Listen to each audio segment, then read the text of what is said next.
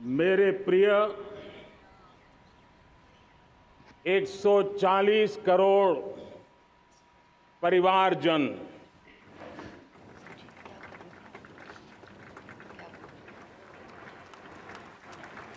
दुनिया का सबसे बड़ा लोकतंत्र और अब बहुत लोगों का अभिप्राय है कि जनसंख्या की दृष्टि से भी हम विश्व में नंबर 1 पर है। इतना बड़ा विशाल देश, 140 करोड़ देश के मेरे भाई बहन, मेरे परिवारजन आज आजादी का पर्व मना रहे हैं। मैं देश के कोटि कोटि जनों को, देश और दुनिया में भारत को प्यार करने वाले, भारत का सम्मान करने वाले, भारत का गौरव करने वाले कोटि कोटि जनों को आजादी के इस महान पवित्र पर्व की अनेक अनेक शुभकामनाएं देता हूं। मेरे प्यारे परिवारजन, पूज्य बापू के नेतृत्व में असहयोग का आंदोलन, सत्याग्रह की मूवमेंट और भगत सिंह, सुखदेव, राजगुरु जैसे अनगिनत वीरों का बलिदान, उस पीढ़ी में शायद ही कोई व्यक्ति होगा जिसने देश की आजादी में अपना योगदान न दिया हो। मैं आज देश की आजादी के जंग में जिन जिन ने योगदान दिया है, बलिदान दिए हैं, त्याग किया है, तपस्या की है, उन सबको आदरपूर्वक नमन करता हूं, उनका अभिनंदन करता हूं। आज 15 अगस्त महान क्रांतिकारी और अध्यात्म जीवन के ऋषितुल्य प्रणेता श्री अरबिंदो की 150वीं जयंती पूर्ण हो रही है। ये वर्ष स्वामी दयानंद सरस्वती के 150वीं जयंती का वर्ष है। ये वर्ष रानी दुर्गावती के 500वीं जन्मशती का बहुत ही पवित्र अवसर है, जो पूरा देश बड़े धामधूम से मनाने वाला है। ये वर्ष मीराबाई, भक्ति योग की सिरमौर मीराबाई के 525 वर्ष का भी ये पावन पर्व है। ये बार जो 26 जनवरी हम मनाएंगे, वो हमारे गणतंत्र दिवस की 75वीं वर्षगांठ होगी।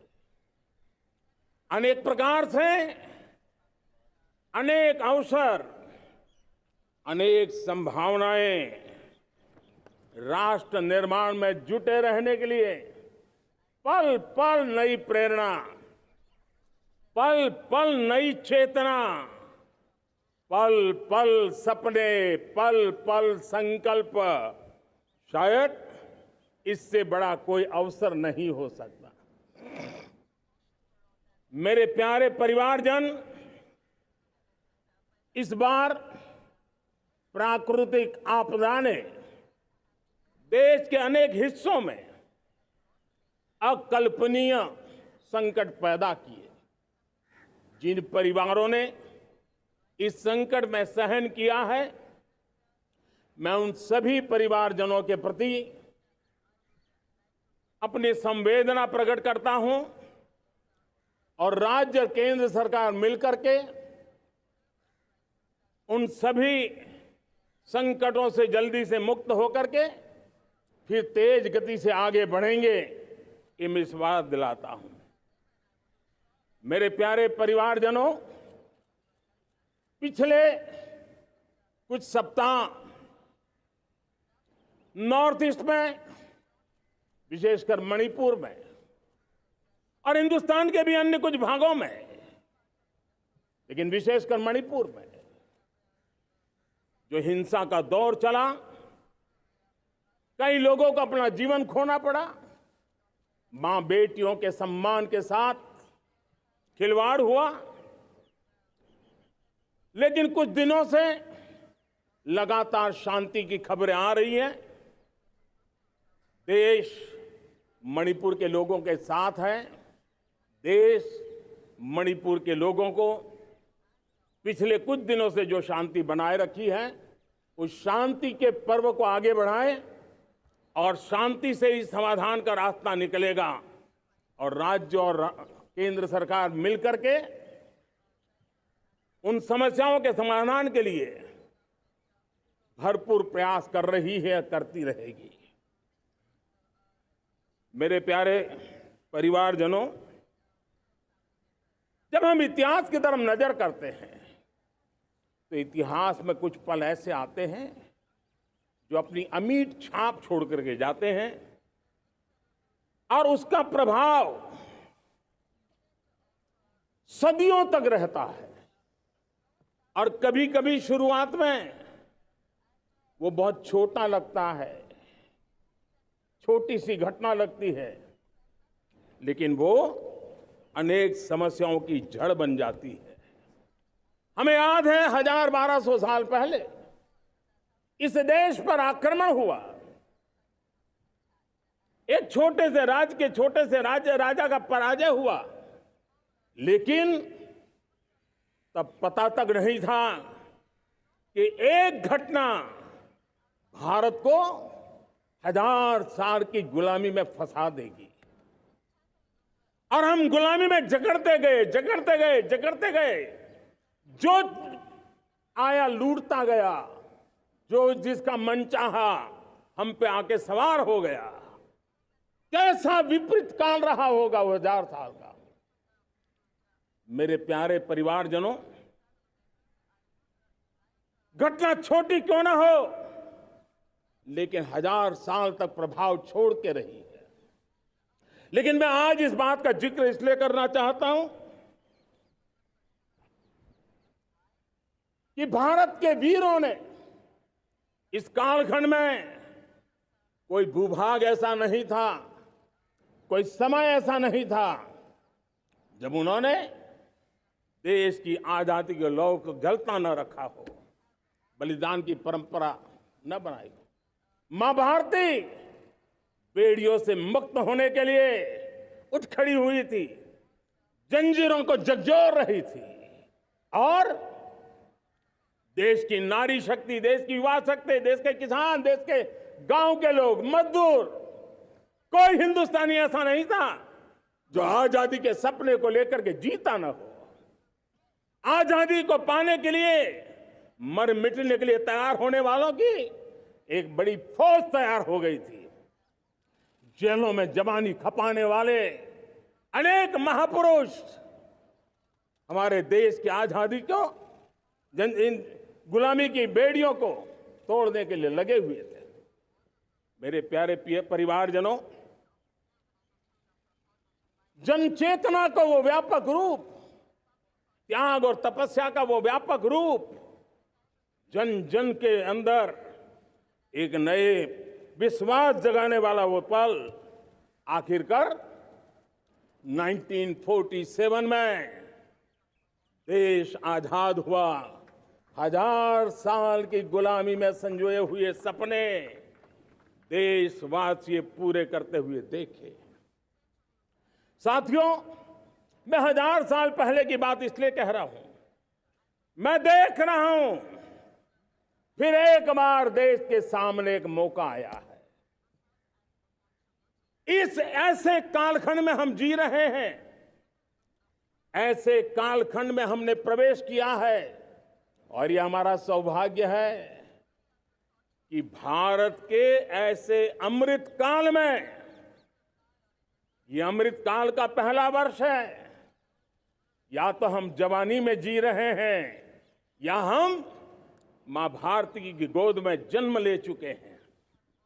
और ये कालखंड, मेरे शब्द लिख करके रखिए मेरे प्यारे परिवारजनों, इस कालखंड में जो हम करेंगे, जो कदम उठाएंगे, जितना त्याग करेंगे, तपस्या करेंगे, सर्वजन हिताय सर्वजन सुखाय, एक के बाद एक फैसले लेंगे, आने वाले 1000 साल का देश का स्वर्णिम इतिहास उससे अंकुरित होने वाला है। इस कालखंड में होने वाली घटनाएं आगामी 1000 साल के लिए इसका प्रभाव पैदा करने वाली है।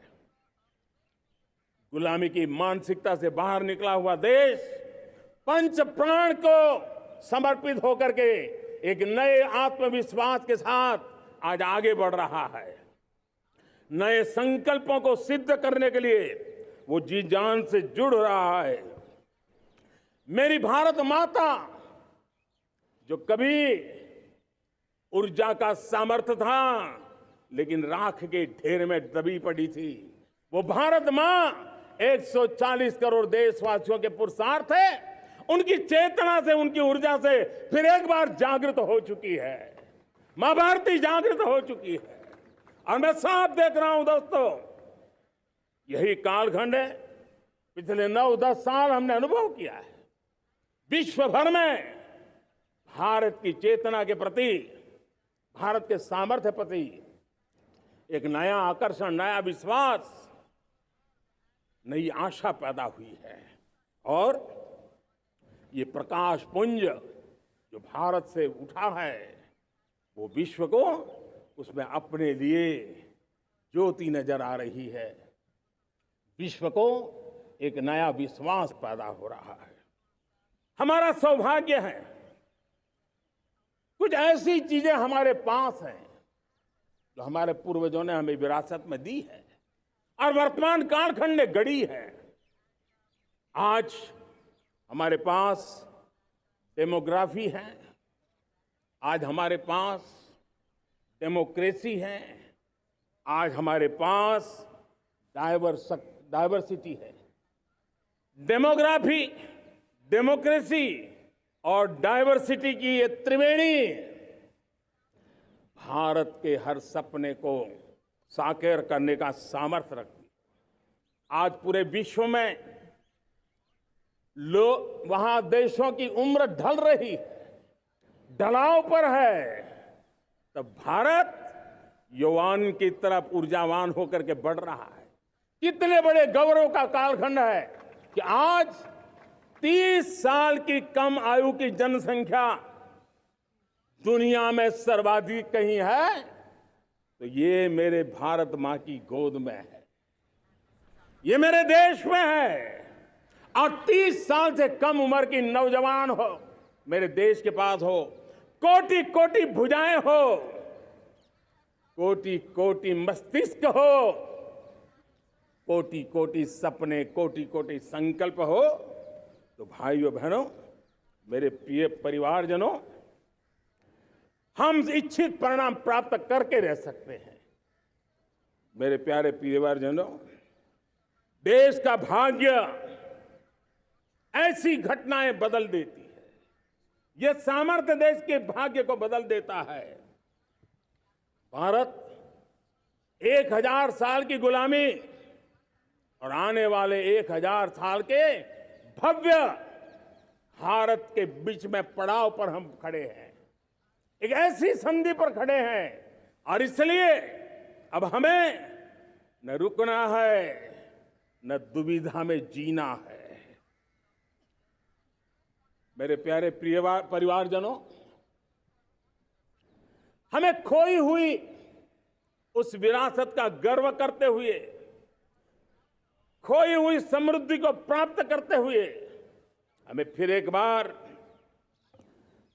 और ये बात मान के चले, हम जो भी करेंगे, हम जो भी कदम उठाएंगे, हम जो भी फैसला लेंगे, वो अगले 1000 साल तक अपनी दिशा निर्धारित करने वाला है, भारत के भाग्य को लिखने वाला है।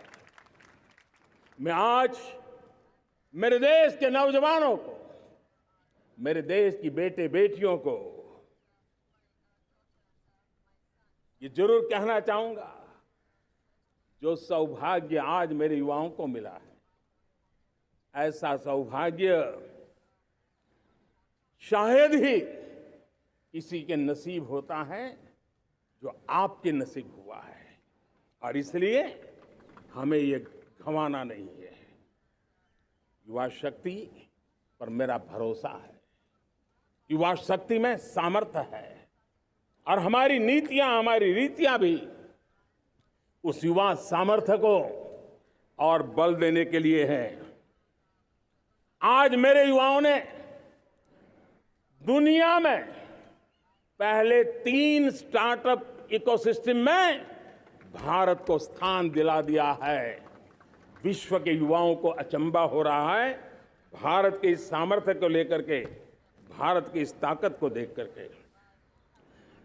आज दुनिया टेक्नोलॉजी ड्रिवन है और आने वाला युग टेक्नोलॉजी से प्रभावित रहने वाला है, और तब टेक्नोलॉजी में भारत की जो टैलेंट है उसकी एक नई भूमिका रहने वाली है। साथियों, मैं पिछले दिनों G20 समिट में बाली गया था, और बाली में दुनिया के समृद्ध देश, दुनिया के विकसित देश भी, उनके मुखिया मुझे भारत की डिजिटल इंडिया की सफलता के लिए बारीकियों से जानने के लिए इच्छुक थे। हर कोई इसका सवाल पूछता था, और जब मैं उनको कहता था कि भारत ने जो कमाल किया है ना, वो दिल्ली, मुंबई, चेन्नई तक सीमित नहीं है। भारत ने जो कमाल कर रहा है, मेरे टियर 2, टियर 3 सिटी के युवा भी आज मेरे देश का भाग्य गढ़ रहे हैं। छोटे छोटे स्थान के मेरे नौजवान, और मैं आज बड़े विश्वास से कहता हूं, देश का ये जो सामर्थ्य नया नजर आ रहा है, और इसलिए मैं कहता हूं, हमारे छोटे शहर आकार और आबादी में छोटे हो सकते हैं। ये हमारे छोटे छोटे शहर, हमारे कस्बे आकार और आबादी में छोटे हो सकते हैं, लेकिन आशा और आकांक्षा, प्रयास और प्रभाव वो किसी से कम नहीं है। वो सामर्थ्य उनके अंदर है। नए ऐप्स, नए सॉल्यूशन, टेक्नोलॉजी डिवाइस। अब खेलों की दुनिया देखिए, कौन बच्चे हैं, झुग्गी झोंपड़ी से निकले हुए बच्चे आज खेलों की दुनिया में पराक्रम दिखा रहे हैं। छोटे छोटे गांव के, छोटे छोटे कस्बे के नौजवान, हमारी बेटे बेटियां आज कमाल दिखा रही हैं। अब देखिए, मेरे देश की 100 जितनी स्कूल ऐसी हैं जहां के बच्चे सैटेलाइट बना करके सैटेलाइट छोड़ने की तैयारियां कर रही हैं। आज हजारों टिंकरिंग लैब नए वैज्ञानिकों का गर्भाधान कर रही है। आज हजारों टिंकरिंग लैब लाखों बच्चों को साइंस और टेक्नोलॉजी के राह पर आगे बढ़ने के लिए प्रेरणा दे रही है। मैं मेरे देश के नौजवानों को कहना चाहता हूं, अवसरों की कमी नहीं है। आप जितने अवसर चाहेंगे, ये देश आसमान से भी ज्यादा अवसर आपने देने का सामर्थ्य रखता है। मैं आज लाल किले की प्राचीर से मेरे देश की माताओं, बहनों, मेरे देश की बेटियों को हृदय से अभिनंदन करना चाहता हूं। देश आज जब पहुंचा है, अब विशेष शक्ति जुड़ रही है मेरी माताओं बहनों के सामर्थ्य की। आज देश प्रगति की राह पर चल पड़ा है, तो मैं मेरे किसान भाई बहनों का भी अभिनंदन करना चाहता हूं। ये आप ही का पुरुषार्थ है, ये आप ही का परिश्रम है कि देश आज कृषि क्षेत्र में आगे बढ़ रहा है। मैं मेरे मजदूरों का, मेरे श्रमिकों का, मेरे प्रिय परिवारजन, ऐसे कोटि कोटि श्रमिकों को आज मैं नमन करता हूं, उनका अभिनंदन कर रहा हूं। देश आज जो आधुनिकता की ओर बढ़ रहा है, विश्व की तुलना करने वाले सामर्थ्य के साथ नजर आ रहा है, उसके पीछे मेरे देश के मजदूरों का, मेरे देश के श्रमिकों का बहुत बड़ा योगदान है। आज समय कहता है कि लाल किले की प्राचीर से मैं उनका अभिनंदन करूं, उनका अभिवादन करूं, और ये मेरे परिवारजन 140 करोड़ देशवासी, मेरे इन श्रमिकों का, रेहड़ी पटरी वालों का, फूल सब्जी बेचने वालों का हम सम्मान करते हैं। मेरे देश को आगे बढ़ाने में, मेरे देश को प्रगति की नई ऊंचाई पर ले जाने में प्रोफेशनल्स की बहुत बड़ी भूमिका है, बढ़ती रही है। चाहे साइंटिस्ट हो, चाहे इंजीनियर्स हो, डॉक्टर्स हो, नर्सिस हो, शिक्षक हो, आचार्य हो, यूनिवर्सिटीज हो, गुरुकुल हो, हर कोई मां भारती का भविष्य उज्जवल बनाने के लिए अपनी पूरी ताकत से लगा हुआ है। मेरे प्यारे परिवारजनों, राष्ट्रीय चेतना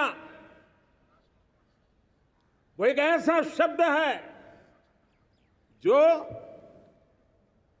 हमें चिंताओं से मुक्त कर रहा है, और आज वो राष्ट्रीय चेतना ये सिद्ध कर रही है कि भारत का सबसे बड़ा सामर्थ्य बना है भरोसा, भारत का सबसे बड़ा सामर्थ्य बना है विश्वास। जन जन में हमारा विश्वास, जन जन का सरकार पर विश्वास, जन जन का देश के उज्जवल भविष्य पर विश्वास, और विश्व का भी भारत के प्रति विश्वास।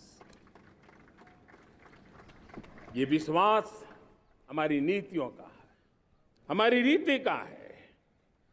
भारत के उज्जवल भविष्य को जिस निर्धारित मजबूत कदमों से हम आगे बढ़ा रहे हैं, उसका है। भाइयों बहनों, मेरे प्यारे परिवारजनों, ये बात निश्चित है कि भारत का सामर्थ्य और भारत की संभावनाएं विश्वास की नई बुलंदियों को पार करने वाली है, और ये विश्वास की नई बुलंदियां नए सामर्थ्यों को लेकर के चलनी चाह रही है। आज देश में G20 समिट के मेहमान नवाजी का भारत को अवसर मिला है। अब पिछले एक साल से हिंदुस्तान के हर कोने में जिस प्रकार से G20 के अनेक ऐसे आयोजन हुए, अनेक कार्यक्रम हुए हैं, उसने देश के सामान्य मानवीय के सामर्थ्य को विश्व को परिचित करा दिया है, भारत की विविधता का परिचय कराया है, भारत की डायवर्सिटी को दुनिया अचंभे से देख रही है, और उसके कारण भारत के तरफ आकर्षण बढ़ा है, भारत को जानने की, समझने की इच्छा जगी है। उसी प्रकार से आप देखिए एक्सपोर्ट, आज भारत का एक्सपोर्ट के तेजी से बढ़ रहा है, और मैं कहना चाहता हूं दुनिया के एक्सपर्ट्स इन सारे मानदंडों के आधार पर कह रहे हैं कि अब भारत रुकने वाला नहीं है। दुनिया की कोई भी रेटिंग एजेंसी होगी वो भारत का गौरव कर रही है। कोरोना काल के बाद दुनिया एक नए सिरे से सोचने लगी, और मैं विश्वास से देख रहा हूं कि जिस प्रकार से द्वितीय महायुद्ध के बाद, द्वितीय विश्व युद्ध के बाद दुनिया ने एक नया वर्ल्ड ऑर्डर आकार लिया था, मैं साफ साफ देख रहा हूं कि कोरोना के बाद एक नया विश्व ऑर्डर, एक नया ग्लोबल ऑर्डर, एक नया जियोपॉलिटिकल इक्वेशन, ये बहुत तेजी से आगे बढ़ रहा है। जियोपॉलिटिकल इक्वेशन की सारे व्याख्याएं बदल रही है, परिभाषाएं बदल रही है, और मेरे प्यारे परिवारजनों, आप गौरव करेंगे। बदलते हुए विश्व को शेप देने में आज मेरे 140 करोड़ देशवासियों आपका सामर्थ्य नजर आ रहा है। आप निर्णायक मोड़ पर खड़े हैं। और कोरोना काल में भारत ने जिस प्रकार से देश को आगे बढ़ाया, दुनिया ने हमारे सामर्थ्य को देखा है। जब दुनिया की सप्लाई चेन तहस नहस हो गई थी, बड़ी बड़ी अर्थव्यवस्थाओं पर दबाव था, उस समय भी हमने कहा था हमें विश्व का विकास देखना है तो मानव केंद्रीय होना चाहिए, मानवीय संवेदनाओं से भरा हुआ होना चाहिए, और तब जाकर के समस्याओं का सही समाधान निकालेंगे। और कोविड ने हमें सिखाया है या हमें मजबूर किया है, लेकिन मानवीय संवेदनाओं को छोड़ करके हम विश्व का कल्याण नहीं कर सकते। आज भारत ग्लोबल साउथ की आवाज बन रहा है। भारत की समृद्ध विरासत आज दुनिया के लिए एक अवसर बन रहा है। Global economy, global supply chain, इसमें भारत की हिस्सेदारी, मैं पक्का विश्वास से कहता हूं, आज जो भारत ने परिस्थिति पैदा हुई है, आज जो भारत ने कमाया है, वो दुनिया में स्थिरता की गारंटी लेकर के आया है। दोस्तों, अब न हमारे मन में, न 140 करोड़ मेरे परिवारजनों के मन में, और न ही दुनिया के मन में कोई इफ्स है, कोई बट्स है। विश्वास बन चुका है। मेरे प्यारे देशवासियों, अब गेंद हमारे पाले में है। हमें अवसर जाने नहीं देना चाहिए, हमें मौका छोड़ना नहीं चाहिए। भारत में मैं मेरे देशवासियों का इसलिए भी अभिनंदन करता हूं कि मेरे देशवासियों में एक नीर-क्षीर विवेक का सामर्थ्य है, समस्याओं की जड़ों को समझने का सामर्थ्य है। और इसीलिए 2014 में मेरे देशवासियों ने 30 साल के अनुभव के बाद तय किया कि देश को आगे ले जाना है तो स्थिर सरकार चाहिए, मजबूत सरकार चाहिए, पूर्ण बहुमत वाली सरकार चाहिए। और देशवासियों ने एक मजबूत और स्थिर सरकार बनाई। और 3 दशकों के जो अनिश्चितता का कालखंड था, जो अस्थिरता का कालखंड था, जो राजनीतिक मजबूरियों से देश जकड़ा हुआ था, उससे मुक्ति मिली। मेरे प्यारे परिवारजनों, देश के पास आज एक ऐसी सरकार है, वो सर्वजन हिताय सर्वजन सुखाय, देश के संतुलित विकास के लिए समय का पल पल और जनता की पाई पाई, जनता की भलाई के लिए लगा रही है। और मेरी सरकार, मेरे देशवासियों का मन एक बात से जुड़ा हुआ है। हमारे हर निर्णय, हमारे हर दिशा, उसका एक ही मानदंड है, नेशन फर्स्ट, राष्ट्र प्रथम। और राष्ट्र प्रथम यही दूरगामी परिणाम, सकारात्मक परिणाम पैदा करने वाला है। देश में बड़े स्तर पर काम हो रहा है। और लेकिन मैं कहना चाहूंगा, 2014 में आपने एक मजबूत सरकार बनाई, और मैं कहता हूं 2014 में और 2019 में आपने एक सरकार फॉर्म की, तो मोदी में रिफॉर्म करने की हिम्मत आई। आपने ऐसी सरकार फॉर्म की कि मोदी को रिफॉर्म की हिम्मत आई। और जब मोदी ने एक के बाद एक रिफॉर्म किए, तो मेरे ब्यूरोक्रेसी के लोग, मेरे लाखों हाथ पैर जो हिंदुस्तान के कोने कोने में सरकार के हिस्से के रूप में काम कर रहे हैं, उन्होंने ब्यूरोक्रेसी ने ट्रांसफॉर्म करने के लिए, परफॉर्म करने की जिम्मेवारी बखूबी निभाई। और उन्होंने परफॉर्म करके दिखाया, और जनता जनार्दन जुड़ गई, तो वो ट्रांसफॉर्म होता भी नजर आ रहा है। और इसलिए रिफॉर्म, परफॉर्म, ट्रांसफॉर्म, ये कालखंड अब भारत के भविष्य को गढ़ रहा है। और हमारी सोच देश की उस ताकतों को बढ़ावा देने पर है जो आने वाले 1000 साल की नींव को मजबूत करने वाले। दुनिया को युवा शक्ति की जरूरत है, युवा स्किल की जरूरत है। हमने अलग स्किल मिनिस्ट्री बनाई, वो भारत की आवश्यकताओं को तो पूरी करेगी, वो दुनिया की आवश्यकताओं को पूरी करने का भी सामर्थ्य रखेगी। हमने जल शक्ति मंत्रालय बनाया। मंत्रालय की बनाने की रचना को भी अगर कोई एनालिसिस करेगा ना, तो इस सरकार के मन मस्तिष्क को बड़े अच्छे ढंग से आप समझ पाएंगे। हमने जल शक्ति मंत्रालय बनाया। ये जल शक्ति मंत्रालय हमारे देश के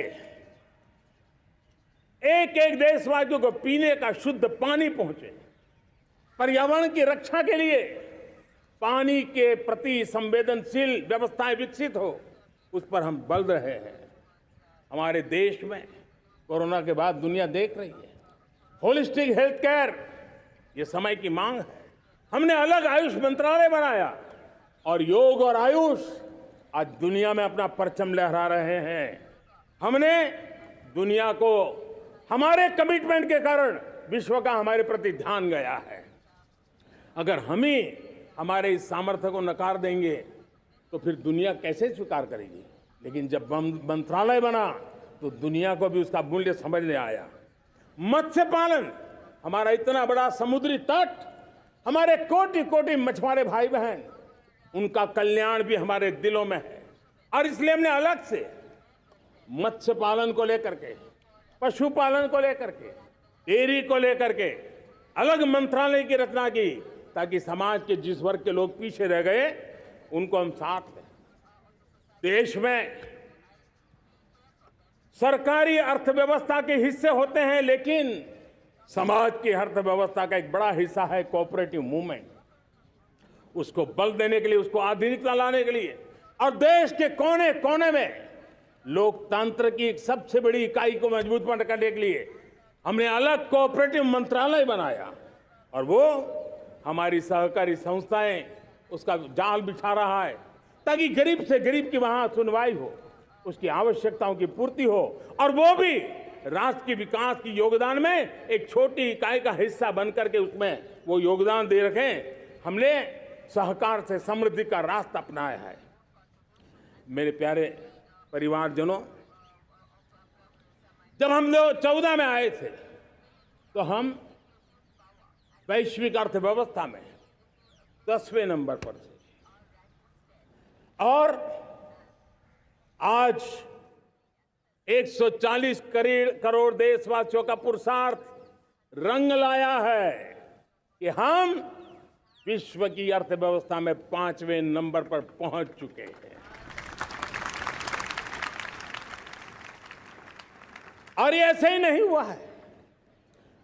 जो एक भ्रष्टाचार का राक्षस देश को दबोचे हुए थे, लाखों करोड़ के घोटाले अर्थव्यवस्था को डामाडोल कर रहे थे, गवर्नेंस फ्रेजाइल फाइल में देश की पहचान होने लगी थी, लीकेजेस को हमने बंद किया, मजबूत अर्थव्यवस्था बनाई, हमने गरीब कल्याण के लिए ज्यादा से ज्यादा धन खर्चने का प्रयास किया। और आज मैं देशवासियों को बताना चाहता हूं कि जब देश आर्थिक रूप से समृद्ध होता है तो सिर्फ तिजोरी नहीं भरती है, देश का सामर्थ्य बढ़ता है, देशवासियों का सामर्थ्य बढ़ता है। और तिजोरी का पाई पाई अगर ईमानदारी से जनता जनार्दन के लिए खर्च करने का संकल्प लेने वाली सरकार हो तो परिणाम के साथ है। मैं 10 साल का हिसाब तिरंगे की साक्षी में लाल किले की प्राचीर से मेरे देशवासियों को दे रहा हूं। आंकड़े देख करके आपको लगेगा इतना बड़ा बदलाव, इतना बड़ा सामर्थ्य। 10 साल पहले राज्यों को 30 लाख करोड़ रुपए भारत सरकार की तरफ से जाते थे। पिछले 9 साल में यह आंकड़ा 100 लाख करोड़ पर पहुंचा है। पहले स्थानीय निकाय के विकास के लिए भारत सरकार के खजाने से 70,000 करोड़ रुपया जाता था। आज वो 3 लाख करोड़ से भी ज्यादा जा रहा है। पहले गरीबों के घर बनाने के लिए 90,000 करोड़ रुपया खर्च होता था। आज वो 4 गुना होकर के 4 लाख करोड़ से भी ज्यादा खर्च गरीबों के घर बनाने के लिए हो रहा है।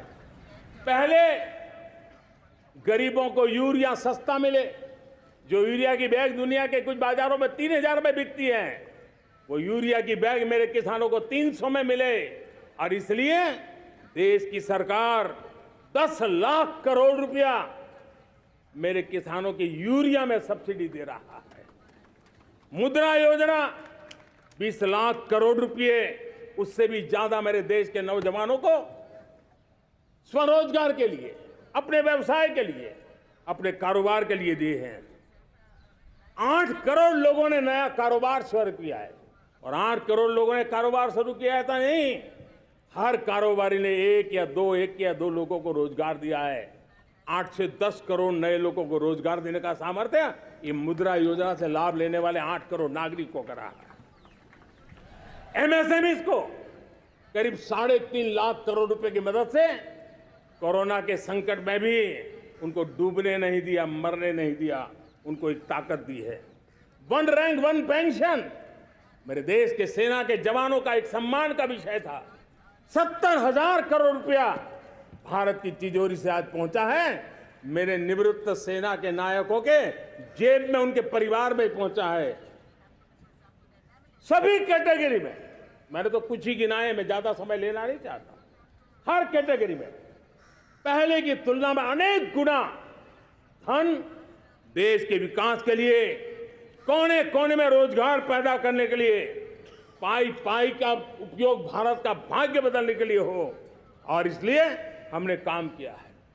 और मेरे प्यारे प्रियजनों, इतना ही नहीं, हमने इन सारे प्रयासों का परिणाम है कि आज 5 साल के मेरे कार्यकाल में, 5 साल के कार्यकाल में, 5 साल में 13.5 करोड़ मेरे गरीब भाई बहन गरीबी की जंजीरों को तोड़ करके न्यू मिडिल क्लास के रूप में बाहर आए हैं। जीवन का इससे बड़ा कोई संतोष नहीं होता।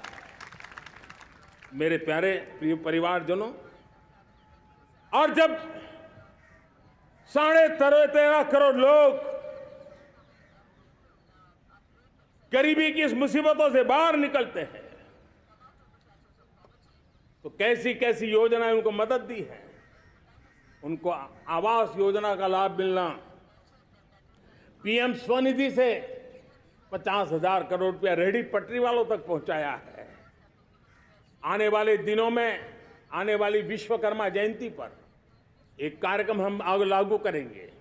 इस विश्वकर्मा जयंती पर हम करीब 13-15 हजार करोड़ रुपया से, जो परंपरागत कौशल्य से रहने वाले लोग, जो औजार से और अपने हाथ से काम करने वाला वर्ग है, ज्यादातर ओबीसी समुदाय से, हमारे सुथार हो, हमारे सोनार हो, हमारे राजमिस्त्री हो, हमारे कपड़े धोने वाले काम करने वाले लोग हो, हमारे बाल काटने वाले भाई बहन परिवार हो, ऐसे लोगों को एक नई ताकत देने के लिए हम आने वाले महीने में विश्वकर्मा जयंती पर विश्वकर्मा योजना लॉन्च करेंगे और करीब 13-15 हजार करोड़ से उसका प्रारंभ करेंगे।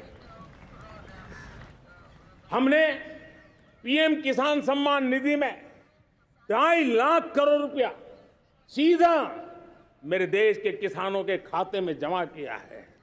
हमने जल जीवन मिशन, हर घर में शुद्ध पानी पहुंचे, 2 लाख करोड़ रुपया खर्च किया है।